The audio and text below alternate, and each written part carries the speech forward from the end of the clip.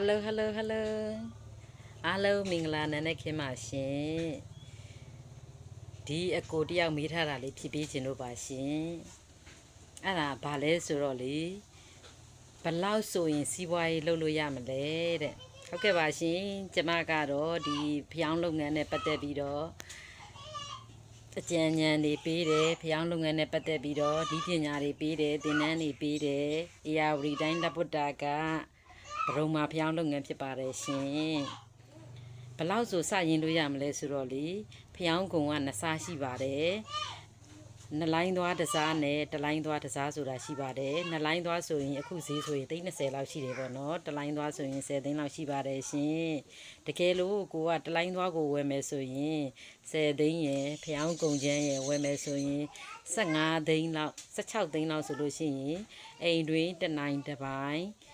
မိသားစုလေးအိမ်တွင်1နိုင်တစ်ပိုင်းစီးပွားရေးစလုပ်လို့ရပါပြီရှင်